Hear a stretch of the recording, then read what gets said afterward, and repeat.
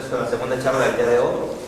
Y pues, Juan Manuel Bucano nos va a hablar de la catastrófica máquina de Zeeman. Bien, gracias. Bueno, vamos a empezar. Originalmente yo había planeado hablar sobre la catastrófica máquina de Zeeman, que es una máquina que genera unos objetos geométricos que se llaman catástrofes, pero en el momento de estar haciendo esto, que fue un poco improvisado, decidí que mejor no, quería sacar cosas de la geometría de esa catástrofe, pero preferí cambiarle un poquito y si voy a tocar la máquina, me gustaría más dar un vistazo así general. La plática va a ser un poquito informal, no voy a demostrar nada, va a ser un vistazo, un panorama más o menos a qué se trata esto. Y pues de lo poquito que voy a asumir es que las funciones que vamos a utilizar ahorita son de clases infinito, ¿no? Van a ser funciones de Rn a R con derivadas de todos los órdenes y obviamente también derivadas continuas, ¿no? Si es derivable de un orden, entonces como es derivable del siguiente orden también, pues el orden anterior tiene que ser continuo por fuerza.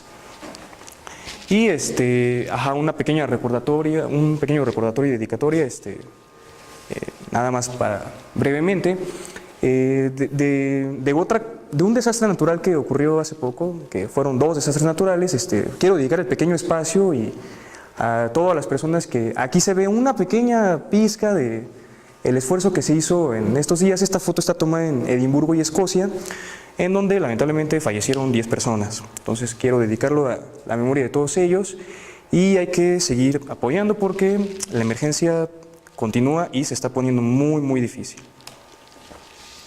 Entonces, a ver, vamos a empezar como mal, porque ¿qué hacen las catástrofes? Decidí ponerle así esta pregunta de qué hacen las catástrofes y no decir qué es una catástrofe. Si intentara yo definir qué es una catástrofe, me voy a meter en arenas movedizas que creo que va a haber un problema ahí muy, muy grave. Entonces, pongo estas cosas ahorita, pero se va a ir entendiendo a lo largo de la plática. Zeeman, que fue uno de los que trabajó mucho con teoría de las catástrofes, decía que era simplemente estudiar teoría de singularidades con aplicaciones. Esa es una manera de ver a la teoría de las catástrofes. Otra manera de ver la teoría de las catástrofes, que es bastante natural, es estudiar ciertas singularidades que dependen de ciertos parámetros, y si uno hace cambios suaves en el sentido de diferenciales, suaves en los parámetros de los cuales dependen, los cambios que resultan ya no son suaves, son cambios así ya medio inesperados y muy, muy repentinos. Y justamente como se estudian ese tipo de cambios en singularidades, puntos singulares, los cambios esos raros que si tú cambias suavemente y resulta que las condiciones las cambias suavemente y obtienes resultados que no son suaves, pues estás obteniendo ahí bifurcaciones. Entonces tiene mucho que ver con ello. La historia se inicia con el trabajo de Whitney. Él tiene un paper que le titula Mapeos del plano al plano, y en ese paper de mapeos del plano al plano es donde se tiene el foco de que empezó la teoría de las singularidades. Entonces con ello se generalizan muchas cosas, ¿no? Después mapeos de superficies al plano. Las singularidades muy sencillas son empezar pues poco a poco, ¿no? Con una función de RNR, es cosa que se hace en los cursos de cálculo 1 y se tienen pocas opciones. Si una función sea infinito, aunque ahorita me paso de rosca porque sea infinito no se requiere, pero bueno, no importa. Hay pocas opciones para los puntos singulares, en donde un punto singular de aquí en adelante es donde la derivada valga 0. ¿Okay? No importa. Y entonces pues las únicas 3 opciones que se tienen por el criterio de segunda derivada es o ser máximo local o ser mínimo local, derivadas positivas o negativas, y en el caso de que la derivada se haga 0, se tiene alguna de estas 2 situaciones. ¿No? Es un punto de inflexión, en donde la derivada deja de decrecer para comenzar a crecer, o donde la derivada deja de crecer para comenzar a decrecer. Y no hay más, eso lo sabemos todos. Bueno, se puede sacar todavía más jugo. El señor Spiva como que hasta ahí deja la discusión, pero sí se puede sacar más jugo y ver el comportamiento de ellas, que se comportan como polinomios y etcétera, ¿no? De ciertos grados, y hay una clasificación ahí. Aunque bueno, ese tipo de clasificaciones me parece que se ven un poquito mejor aquí, ¿no? En las funciones de R2 a R ya no es tan sencillo, ya se empieza a ver un poquito más, porque tenemos, aquí es donde ya quedó un poquito mal, porque, bueno, la imagen escaneada quedó de cabeza, pero no hay problema, por lo siguiente. Una técnica muy usual que se va a hacer es cambiar las coordenadas. Entonces cambian su sistema de coordenadas y ya está, ¿no? Aquí están los puntos mínimos locales, máximos locales, pero se tienen estos puntos también que son importantes, ¿no? Que son los puntos silla, en donde si te acercas por una parte, como que... si estos puntos silla, la silla de montar, si cortas con un plano que vaya así, tienes un comportamiento distinto con un plano ortogonal que vaya así. ¿No? Entonces, esas cosas se ven. Y además también hay otro tipo de puntos. Esta de acá arriba se llama monkey saddle, o usualmente le llaman la silla del chango, ¿no? Silla de montar el chango. Sí, no sé yo por qué les haya gustado ello, pero... este otro es un canal y este es un canal doble. A ver, en el canal, por ejemplo, bueno, sí lo voy a dibujar así, no pasa nada. No me salen bien los dibujos, entonces les voy a tener que pedir ahí un poquito de permiso de que me den consideraciones, pero a ver, es como una parábola que va desplazada, es una superficie ahí, ¿no? De grado 2. Y entonces en pues hay singularidades aquí, pero también hay aquí, y aquí, y aquí, y aquí. Hay toda una línea de singularidades, no son aisladas. Eso va a ser importante porque de estas se empieza a diferenciar, ¿no? Ahí. Otra que es el canal doble, el canal cruzado, también tiene ahí una hilera de singularidades y otra que va cruzada. Entonces, esos son objetos de estudio. Bueno, a ver, antes de lo otro, sí, antes del otro. Uy, no, esto va mucho después. En este tipo de singularidades, todos los puntos singulares quedamos derivada primera vale 0. Y entonces esto de que la derivada segunda valga 0, ahí ya se complica un poco porque es que la derivada segunda sería la matriz de derivadas. Como estamos asumiendo que las funciones son de clases infinito, parcial con respecto a x de la parcial con respecto a y es parcial con respecto a y de la parcial respecto a x, no hay problema. Entonces, viene dada por una matriz, la segunda derivada, que es la matriz hessiana, ¿no? La matriz hessiana, bueno, nada más recordatorio, parcial x, parcial x, parcial x, parcial y, parcial y, parcial x, estas son iguales. Y esto define bueno, no define, pero la forma que está ahí definida da una matriz que es simétrica. Se le pueden aplicar varias cosas. En el caso de varias variables, de que se tenga una función de Rn a R, la matriz hessiana es análoga. La construcción es análoga, hay que ir tomando parcial con respecto a una, otra, y luego con primero con respecto a columnas, luego con respecto a filas. Y entonces se puede analizar el determinante. Cuando el determinante es distinto de 0, se tienen cosas muy interesantes. Ese tipo de funciones las analizó mucho Morse, se les llaman funciones de Morse. Cuando el determinante es distinto de 0, cuando el determinante es igual a 0, hay problemas. Pero cuando el determinante es distinto de 0, en algún punto, el determinante de la segunda derivada, la primera, esa fuerza 0, si no, no estamos en la plática, estamos en otra cosa. Estamos primera derivada de 0. Y entonces la segunda derivada de su determinante, cuando ese es distinto de 0, pasan ahí muchas cosas. Esto ahorita yo creo que queda más claro, no lo pelen ahorita. Se tiene una cosa que se llama el lema de Morse. Ese es un resultado fortísimo, porque el lema de Morse, a ver si se alcanza más o menos a entender, hice este pequeño esquema. El lema de Morse dice que si tú tienes una función que va de Rn a R, entonces, bueno, y en un punto singular de tipo Morse, primera derivada igual a 0, segunda derivada, matriz hessiana evaluada ahí, distinta de 0, entonces puedes hallar tú una vecindad de ese Rn en donde le puedes cambiar coordenadas De tal manera que este mapeo compuesto, o sea, el cambio inverso de las coordenadas compuesto seguido de f, se comporta de esta manera. Para todos los puntos que están aquí, en esta vecindad, sí, la vecindad está en Rn, pero como se está haciendo un cambio phi de coordenadas, entonces acá en el otro Rn, no en el original, sino en el otro Rn, esta es la imagen de la vecindad U de arriba. Entonces, en todos los puntos de esta imagen, la función se puede ver de esta manera.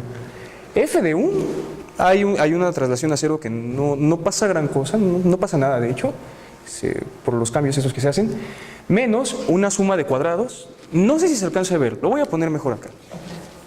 ¿O sí se ve? A ver, de todas maneras, o sea, la función ahí definida se puede ver como la función en el valor U, que es el punto singular, menos una sumita ahí de cuadrados. Estas son las coordenadas en el nuevo sistema de coordenadas, el de abajo, que van desde la primera hasta algún número. Este número va a ser importante, más, aquí va con menos y aquí va con más, desde el número que sigue, ¿sale? Desde el número que sigue hasta los grados de los cuales dependen estos. Ese número L se llama índice de Morse. Y ese índice de Morse viene dado por lo siguiente. Tienen ustedes la matriz esta hessiana, pues es una matriz simétrica. Entonces, en una matriz simétrica se pueden valores propios y vectores propios. ¿Tienes teorema espectral?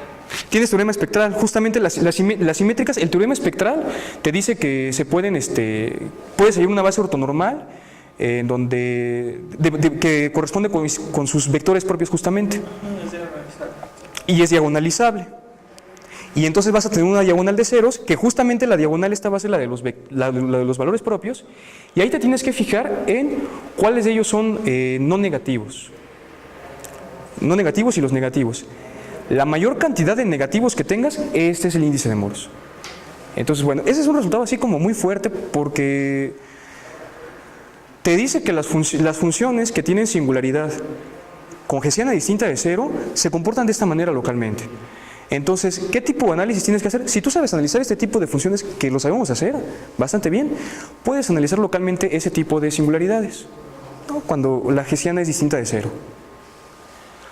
El caso interesante viene cuando la hessiana es igual a cero.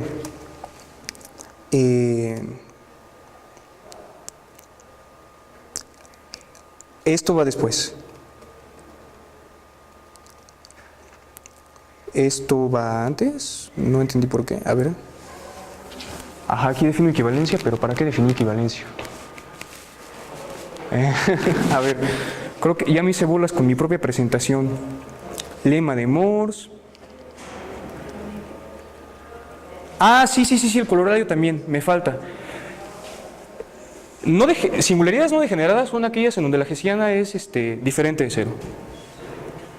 Bueno, pues del lema de Morse se desprende un pequeño corolario, y es este tipo de puntos en donde se aplica el lema de Morse, o sea, en donde según la derivada es distinta de cero y puedes tener este comportamiento, por fuerza tienen que ser aislados, por fuerza.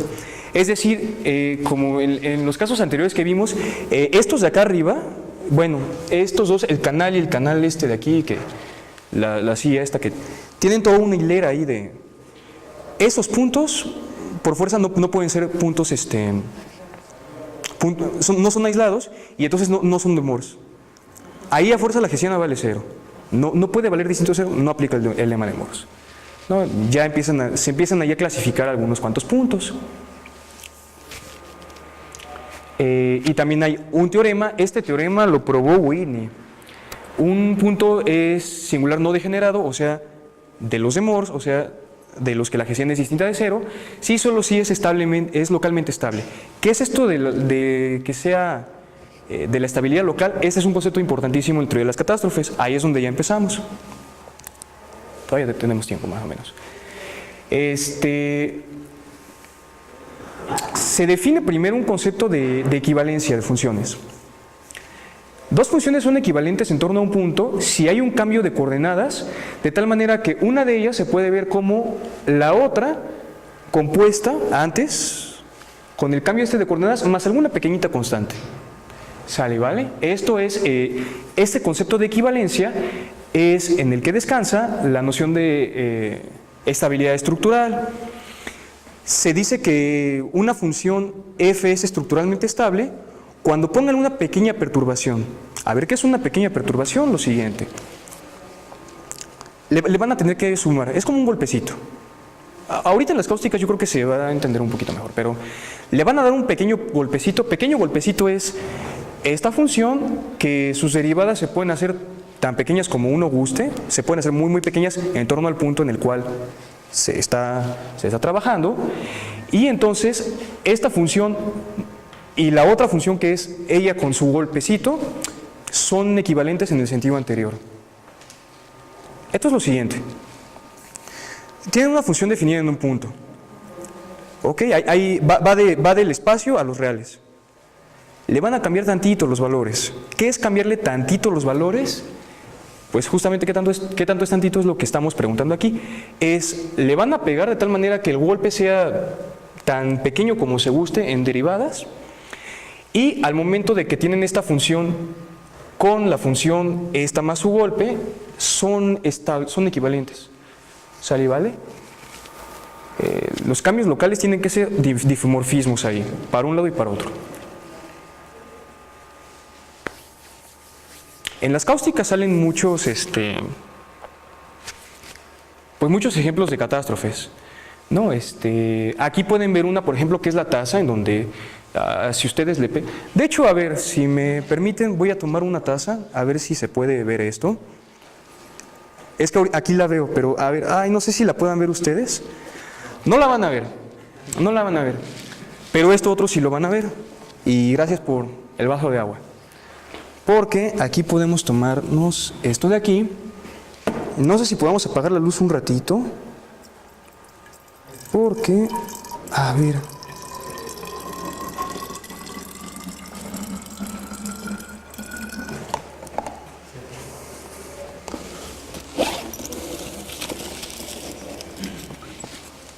Va que va. Sí. Gracias. A ver, no tengo buen tino, entonces, bueno, aquí estoy viendo una, pero igual y no la ven ustedes. Ay. Mejor la voy a cargar.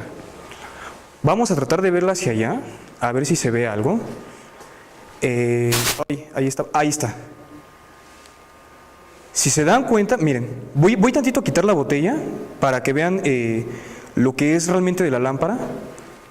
Es algo ahí circular, y al momento de que pasa por la botella, ahorita se formó, no, ahí se está formando, ahí medio se ve. ¿Sí lo alcanzan a apreciar más o menos? Sí, exactamente, arriba. Donde está el puntito ese de la lámpara, eso no, ahí no lo vean, véanlo arriba, eso que ven ahí, sí más o menos se alcanza a apreciar. Eso es una cáustica, va que va. Y de hecho no solamente se ve la cáustica, sino que se ve ahí su catástrofe, se alcanza a apreciar, pero ahorita les explico cómo es la formación geométrica de estas. ¿Sí queda más o menos? Ok, estas se forman de la siguiente manera. Ya vamos a prender la luz. Vale, muchas gracias. A ver, imagínense que tienen una elipse. Vamos a ver cuál es la cáustica de una elipse. Eso está bonito. No, en el caso de una elipse, para ir formando la cáustica de la elipse, lo que hay que hacer es tomar normales. ¿Dónde está el otro color? Ya lo perdí.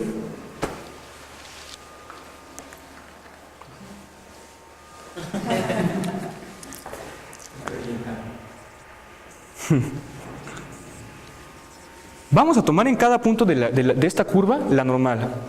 Y entonces lo que hay que hacer es cosas equivalentes.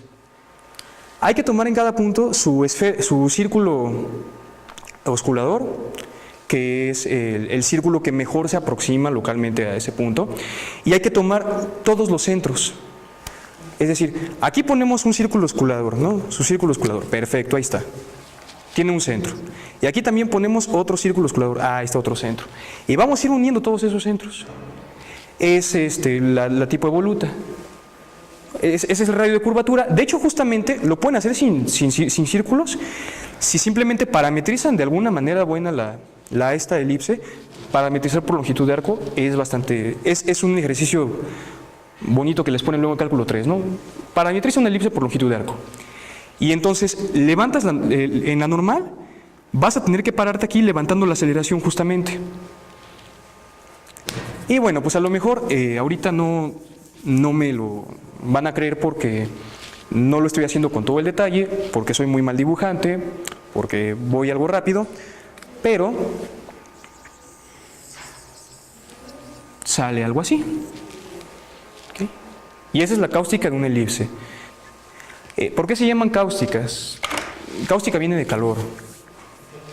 Y lo que pasa es eso, si tú le metes luz a esto, esa luz, bueno, va a concentrar calor en muchas regiones, adentro de la elipse, incluso afuera podría ser, pero aquí va a concentrar más calor.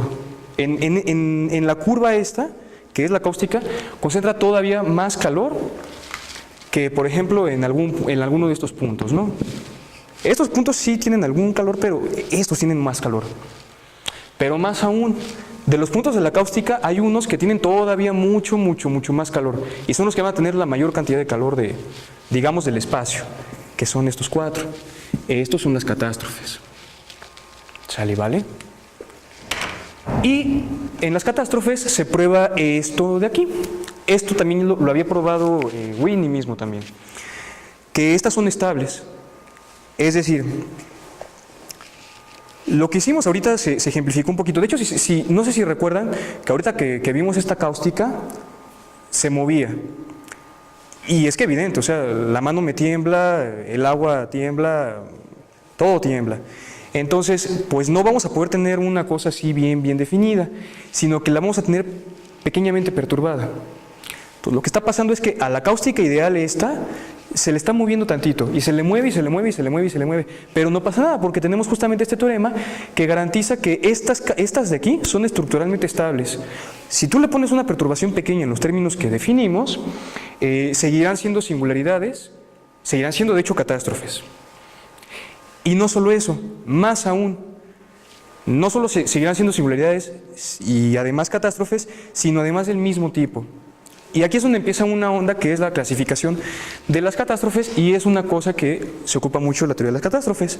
Este tipo de catástrofes son de estas que, si nosotros tuviéramos manera de poner un sistema coordenado, en un sistema coordenado esta curva,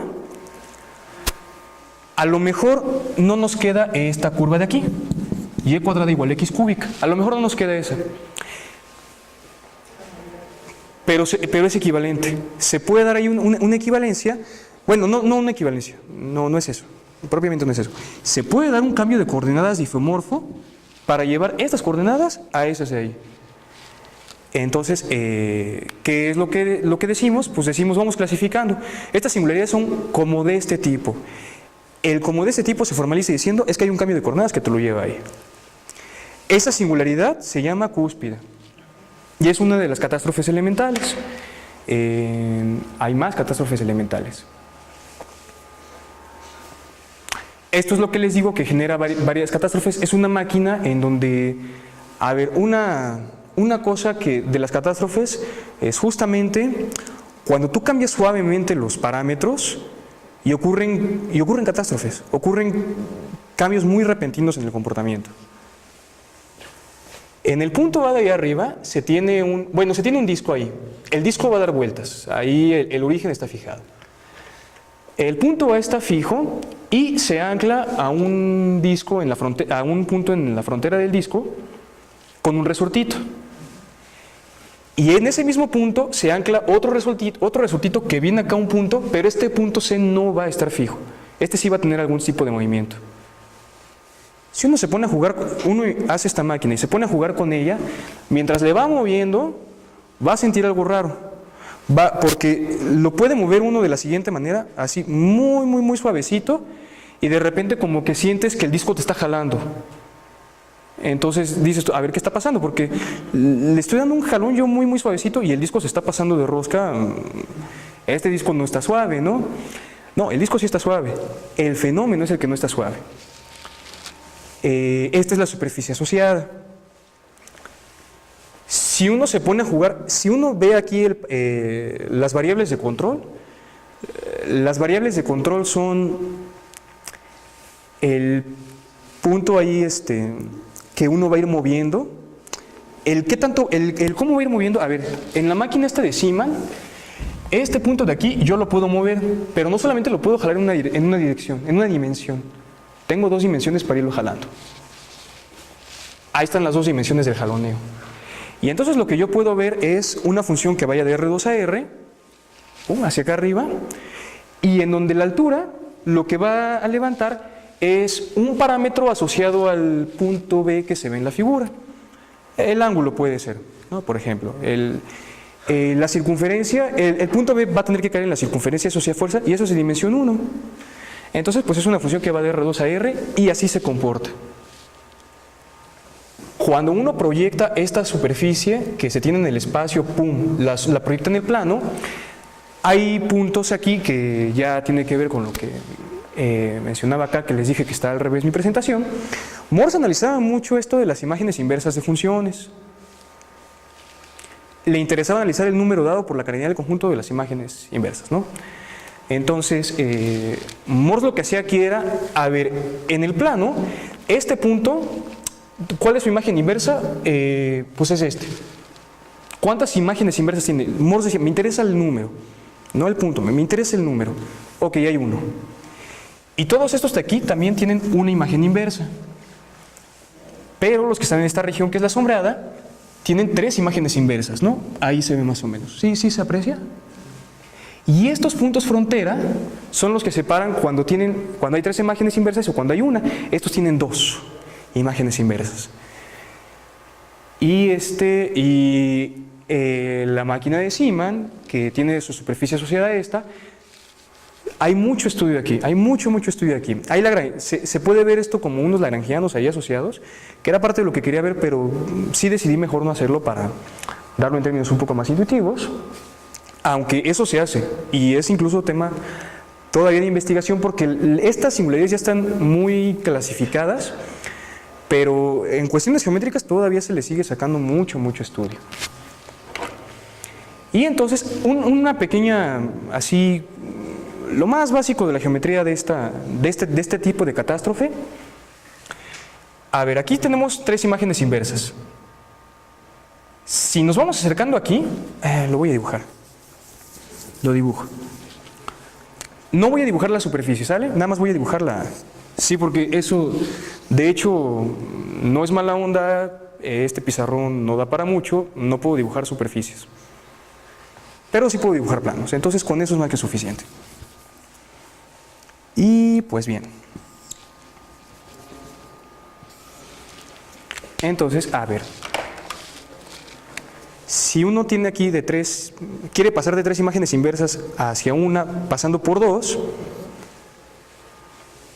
de las 3 imágenes inversas, 2 de ellas desaparecen. Miren, digamos que vamos en este sentido hacia acá, ¿no? Hacia acá. Las 2 voy a llamarle izquierda y derecha, por llamarle de alguna manera, quedamos que no hay problema, pero no hay problema ahorita con la inevitabilidad, pero para entender, de estas 3 imágenes inversas, las 2 de la derecha se van a perder, solamente se va a conservar una de acá, y es ahí en donde la máquina esta de las catástrofes como que salta, salta si te vas en el sentido contrario.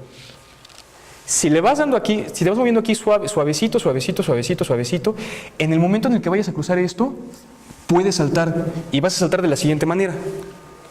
A ver si más o menos se entiende lo que va pasando. Yo aquí voy moviendo suavecito y aquí también, y aquí también, aquí también, aquí también. Y en el momento en el que yo haga el cambio aquí suavecito, allá se hace un cambio brusco. Allá el cambio no es suave. Esa es la catástrofe.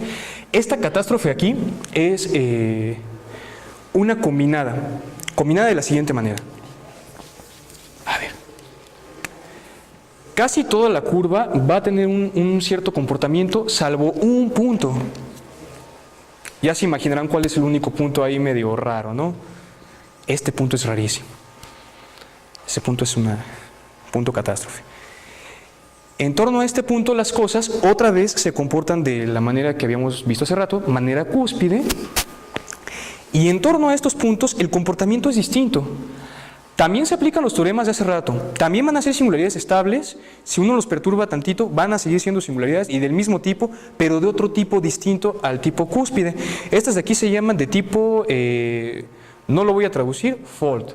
Es que si lo traduzco se les llama pliegue, pero ahí tengo un problema, me gusta decirlo fold. Las de tipo fold también, a ver cómo vamos de tiempo, no me voy a tardar mucho. Las de tipo fold suceden cuando, por ejemplo, Arnold pone un ejemplo, que es el de, si yo tengo una esfera, aquí una superficie esférica, y la proyecto de manera ortogonal,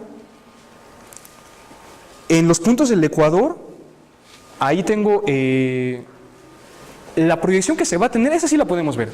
Imagínense que aquí es una esfera. ¡Pum! Proyecta de manera ortogonal. Esta va a ser la proyección.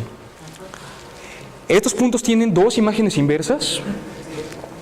Estos puntos de acá afuera tienen 0 imágenes inversas. También hay que decirlo. Y estos tienen solamente una. Este tipo de catástrofes son las que son de tipo fold.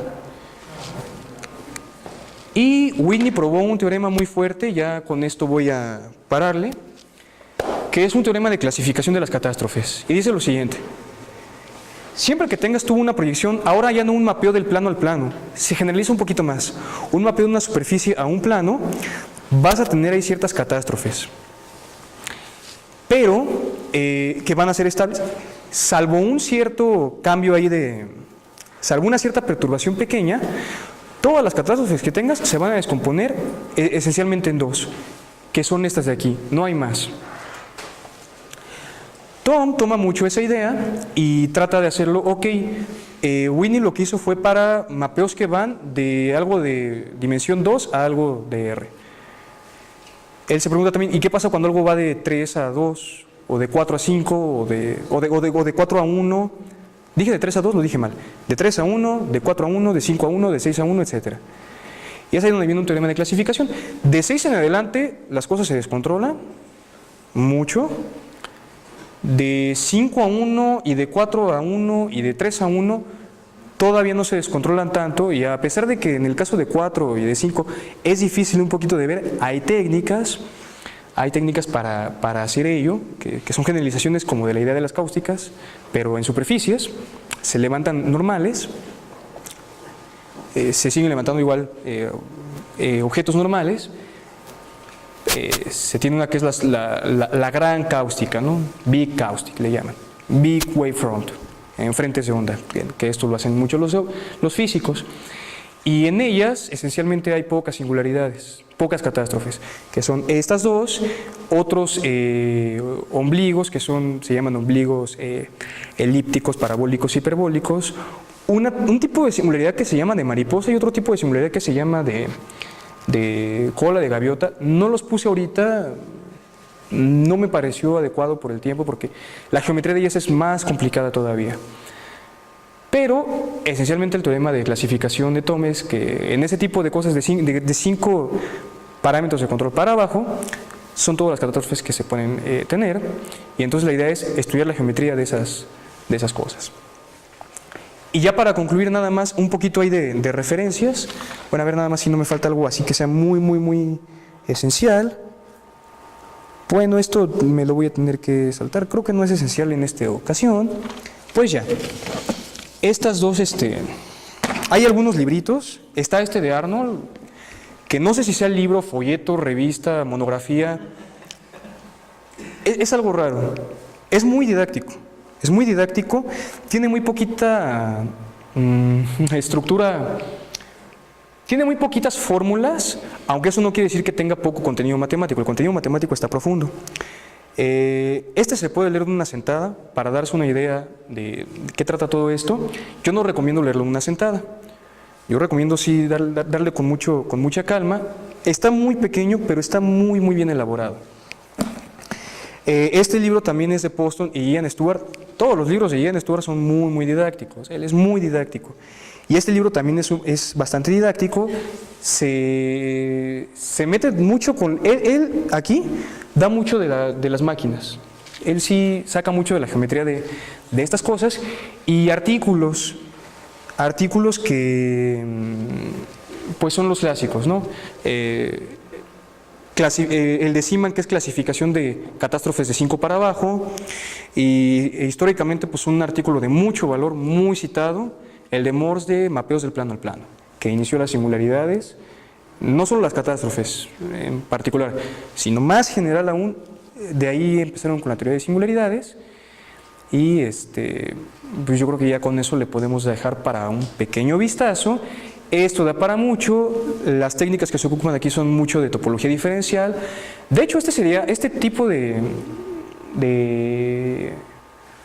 objetos geométricos pueden ser un buen pretexto de interés para abordar todo un curso de topología diferencial, que no sea un seminario o algo. Son un buen pretexto para estudiar ese tipo de cosas. Salen muchos conceptos, codimensión, transversalidad. Bueno, pues tan solo lo de las funciones de Morse. Sí, en mi bibliografía también, eso de las funciones de Morse, lema de Morse, viene muy bien tratado, por ejemplo, en el Guillemin-Pollack de topo diferencial. Y pues yo creo que más o menos con eso le vamos a dejar. Agradezco mucho, nada más antes de terminar, 2 cosas. Quiero agradecer el espacio por la plática, por aceptarla. Quiero agradecer a las personas de la que la reventarse todo esto. Es un proyecto muy bueno, de verdad. Nos hacen todavía... No sé si se valga decir que nos hagan falta, pero vaya, sería triste si esto desaparece. Entonces, ojalá se pueda mantener. Muchas gracias por estarle echando muchas ganas y gracias por su asistencia a las personas. Y muchas gracias por todo.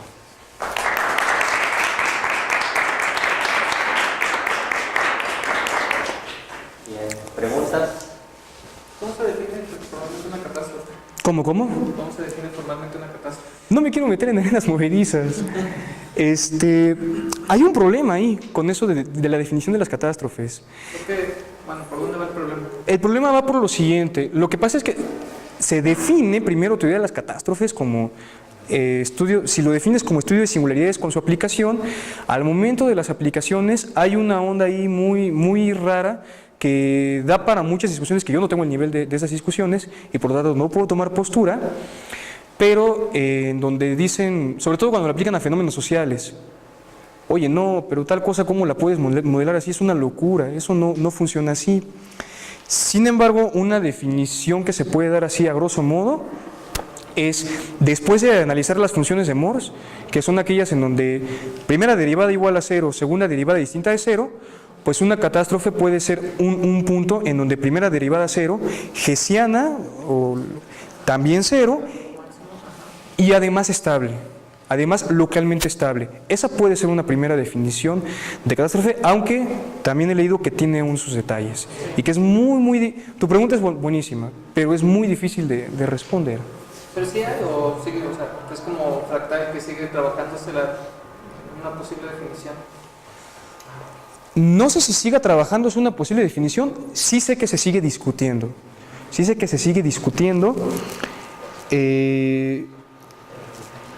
Creo que más que una definición es como término, algo raro.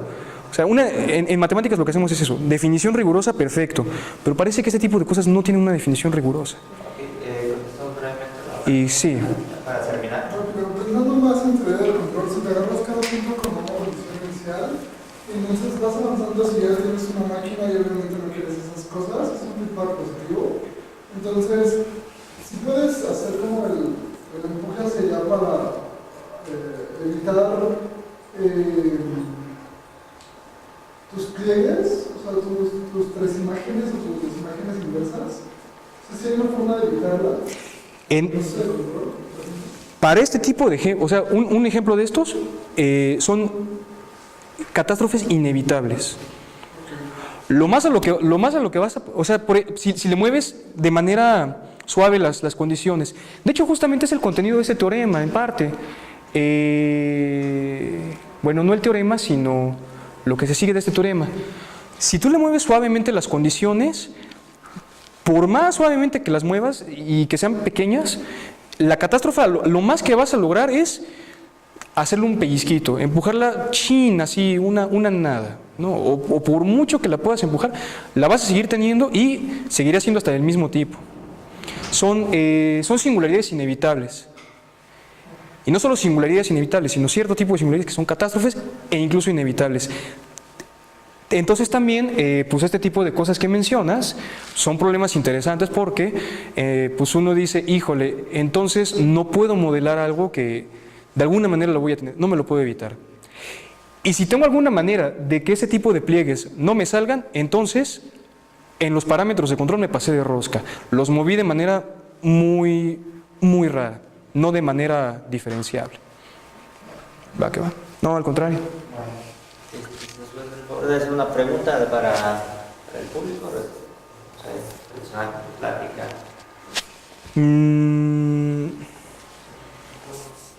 No atrasarles tanto. ¿Cuánto?